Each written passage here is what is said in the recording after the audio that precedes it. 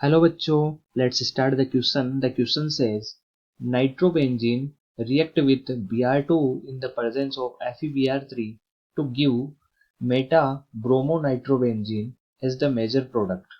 ठीक है. Which of the following provides the best region for the formation of meta bromonitrobenzene as the major product? हमें ये बोला गया कि जब नाइट्रोबेंजीन Br2 और FeBr3 एक साथ में रिएक्शन करता है तो ऐसी कंडीशन में हमें जो प्रोडक्ट मिलता है वो मिलता है मेटाब्रोमो नाइट्रोबेंजीन. तो इसके लिए ये जो चार रीजन दिए गए इनमें से हमें बेस्ट रीजन बताना है जो यहाँ पे लागू होता है कि वो मेटा पोजीशन पे ही ब्रोमिनेशन क्यों होता है. तो सबसे पहले हम यहाँ पे की कंसेप्ट लिखते हैं.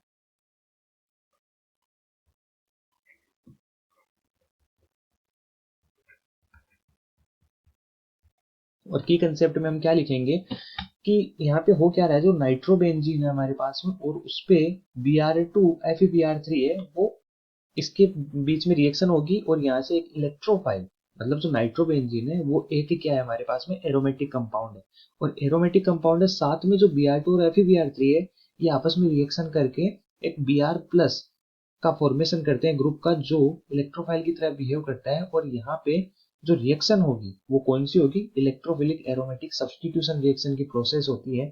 तो हम यहाँ पे इलेक्ट्रोफिलिक एरोमेटिक सब्स्टिट्यूशन रिएक्शन के बारे में लिखते हैं. ठीक है. In electrophilic aromatic substitution reaction and electrophile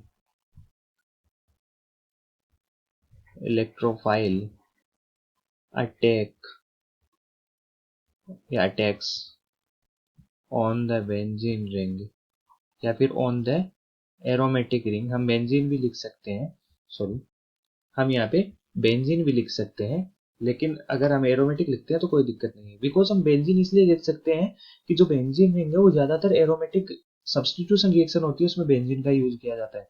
तो on the aromatic ring and replace the atom which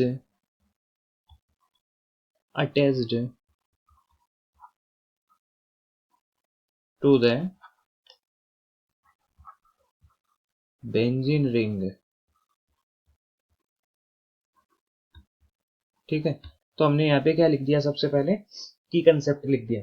इसके बाद में हम नेक्स्ट स्लाइड में पहले ये देखते हैं कि जो Br2 और FeBr3 आपस में रिएक्शन किस तरीके से करते हैं. जो Br2 है वो क्या है, कुछ इस तरीके से है और साथ में FeBr3 क्या है, साथ में FeBr3. तो यहाँ पे होता है क्या है कि ये जो ब्रोमीन के बीच में बॉन्ड है दोनों ब्रोमीन के, यहाँ से एक Br माइनस के रूप में क्या होता है निकल के जो फेरस है इसको अपना लोन पेयर दे देता है ये ब्रोमीन. ठीक है.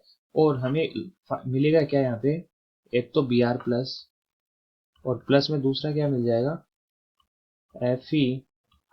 FeBr4 minus. तो एक तो हमें मिल गया Br प्लस और एक FeBr4 माइनस. यहाँ पे जो Br प्लस है ये किसकी तरह बिहेव करता है यहाँ पे, एज ए इलेक्ट्रोफाइल, और यही हमारे काम में आएगा आगे. ठीक है. तो जब हम नाइट्रोबेंजीन की रिएक्शन करवाएंगे तो नाइट्रोबेंजीन की स्ट्रक्चर क्या होती है,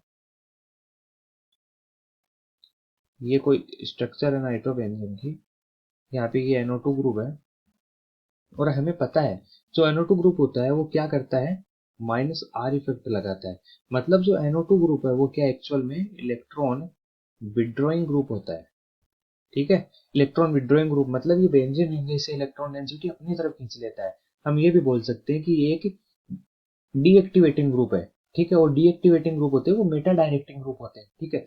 तो यहाँ पे सबसे पहले हम इसकी रेजोनेटिंग स्ट्रक्चर्स बनाते हैं जिसमें होगा क्या, सबसे पहले ये माइनस R इफेक्ट लगाने का कारण ये बॉन्ड इधर चला जाएगा.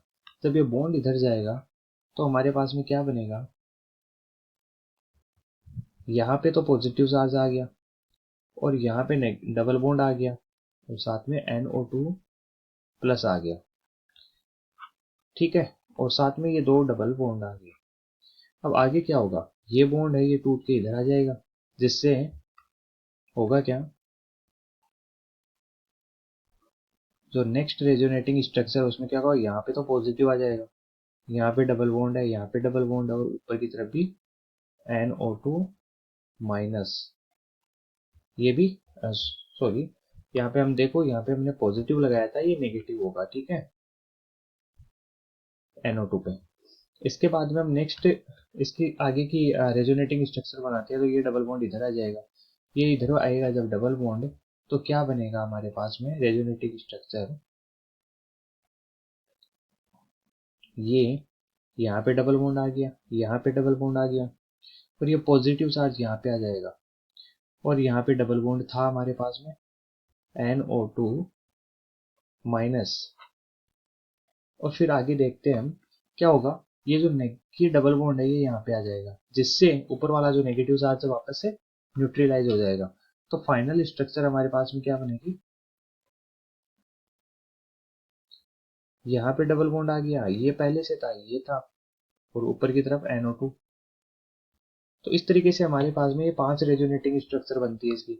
अब हम यहाँ पे आसानी से देख सकते हैं कि देखो पहले वाले में ये ऑर्थो पोजीशन है, ये मेटा पोजीशन है, और ये पेरा पोजीशन है, ठीक है। तो हम यहाँ पे देख सकते हैं जो ऑर्थो पोजीशन जितनी भी रेजोनेटिंग स्ट्रक्चर है इसमें ऑर्थो पोजीशन और पेरा पोजीशन पे तो पॉजिटिव चार्ज है, लेकिन मेटा पोजीशन पे कहीं पे भी पॉजिटिव चार्ज नहीं है। देखो ये मेटा पोजीशन है, ठीक है, इस पे पॉजिटिव चार्ज नहीं है कहीं पे भी, लेकिन ऑर्थो और पेरा पोजीशन पे पॉजिटिव चार्ज है। और इससे हम ये देख सकते हैं कि जो ऑर्थो और पेरा पोजीशन है उस पर पॉजिटिव चार्ज आने का मतलब ये हुआ कि यहाँ पे जब रेजोनेटिंग स्ट्रक्चर बनती है उसके दौरान इलेक्ट्रॉन डेंसिटी कम हो जाती है, लेकिन मेटा पोजीशन पे ऑर्थो और पेरा पोजीशन की तुलना में मेटा पोजीशन पे इलेक्ट्रॉन डेंसिटी ज्यादा रहती है।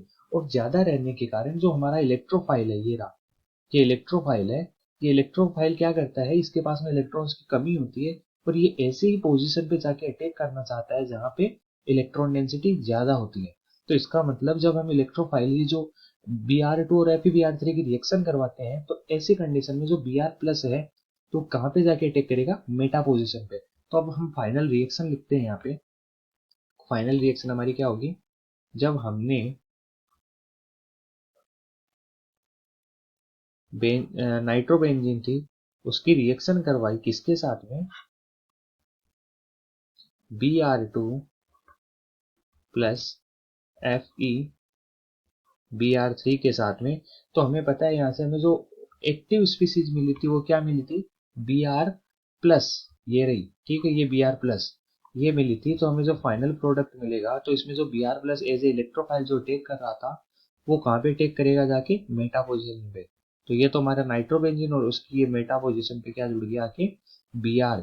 और इस तरीके से हमारे पास में जो प्रोडक्ट मेजर प्रोडक्ट बनेगा वो होगा, ये मेजर प्रोडक्ट बनेगा यहाँ पे, ठीक है। अब हमें जो इसके ऑप्शंस दिए गए हैं इनमें से हमें बताना कि कौन सा रीजन बिल्कुल सही है। तो हमने देखो यहाँ पे क्या देखा कि Br कहाँ पे जुड़ा है, जहाँ पे इलेक्ट्रॉन डेंसिटी ज्यादा थी, और हमें पता है जब नाइट्रोबेंजीन है उसकी रिएक्शन Br2 प्लस FeBr3 के साथ में करवाई जाती है, तो रेजोनेंस के कारण जो नाइट्रोबेंजीन है उसमें मेटा पोजिशन पे इलेक्ट्रॉन डेंसिटी सबसे ज्यादा होती है। तो अब हम यहाँ पे देखते हैं कौन सा ऑप्शन करेक्ट, मतलब बेस्ट रीजन है, सबसे अच्छे तरीके से अच्छा रीजन होना चाहिए सबसे। तो फर्स्ट को देखते हैं, तो फर्स्ट में क्या देखो, the electron density at the Meta position is greater than those at the ortho and पेरा पोजिशन। तो ये बात बिल्कुल सही है, ठीक है, हमने जो रीजन निकाला था वो ए ऑप्शन में ही है। अब हम यहाँ पे दूसरा जो बी ऑप्शन है वो देखते हैं, aromaticity is lost in the sigma complexes formed by the attack of Br plus at the ortho and para positions but not at the meta position। यहाँ पे क्या बोला हुआ है कि एरोमेटिसिटी लॉस्ट हो जाती है, इन्होंने ये बोला है कि जब Br प्लस है वो ऑर्थो और पेरा पोजिशन पे अटैक करता है, तो ऐसी कंडीशन में एरोमेटिसिटी लॉस्ट हो जाती है। तो ये बिल्कुल गलत स्टेटमेंट है, एरोमेटिसिटी लॉस्ट नहीं होती है। जब यहाँ पे मैकेनिज्म करी जाती है तो वहां पे वापस से री एरोमेटाइजेशन की प्रोसेस होती है, और एरोमेटाइजेशन और चाहे ऑर्थो पोजीशन पे हो चाहे पेरा पोजीशन पे हो या फिर मेटा पोजीशन पे हो, एरोमेटाइजेशन की प्रोसेस वापस से हो जाती है, ठीक है। तो ये हमारा जो स्टेटमेंट है वो गलत है कि मेटा पोजीशन पे तो जो एरोमेटिसिटी है वो लॉस्ट नहीं होती है, जबकि ऑर्थो और पेरा पोजीशन पे लॉस्ट हो जाती है, ठीक है। अब हम थर्ड ऑप्शन की बात करते हैं। थर्ड में क्या लिखा हुआ है, the sigma complex formed by the attack of Br plus at the meta position is the least destabilised and the most stable among the three sigma complexes. मतलब जब यहाँ पे ऑर्थो और पेरा पोजीशन पे अटैक होता है उसकी तुलना में जब Br प्लस मेटा पे अटैक करता है तो ये लिस्ट डिस्टेबलाइज होता है। इसका मतलब ये ज्यादा यहाँ पे स्टेबल होता है। ठीक है, तो ये बात बिल्कुल सही है, लेकिन हमें यहाँ पे कौन सा रीजन बताना है, बेस्ट रीजन बताना है, मतलब जो सबसे ज्यादा अप्रोप्रिएट हो। तो सी ऑप्शन भी सही है। और फोर्थ की बात करते हैं, in the final step of regeneration of benzene ring by the loss of H plus from the sigma complexes the Meta oriented sigma complex loss H plus most readily. तो ये स्टेटमेंट गलत है। तीनों में ही जब हम H प्लस को निकालेंगे, यहाँ पे तीनों में जब भी ना ऑर्थो पोजीशन पे अटैक हो, चाहे मेटा पोजीशन पे अटैक हो या फिर पैरा पोजीशन पे किसी इलेक्ट्रोफाइल का अटैक हो, उसके दौरान जब रीएरोमेटाइजेशन की प्रोसेस वापस होती है तो ऐसी कंडीशन में चाहे ऑर्थो हो चाहे मेटा हो या फिर पैरा पोजीशन पे इलेक्ट्रोफाइल जुड़ा हुआ हो, जब रीएरोमेटाइजेशन की प्रोसेस होती है तो तीनों ही कंडीशन में H प्लस तो उसी तरीके से निकलेगा, मतलब एक ही स्पीड से एक ही रेट से निकलेगा, बिकॉज एरोमेटाइजेशन तो तीनों में सेम तरीके से होगा।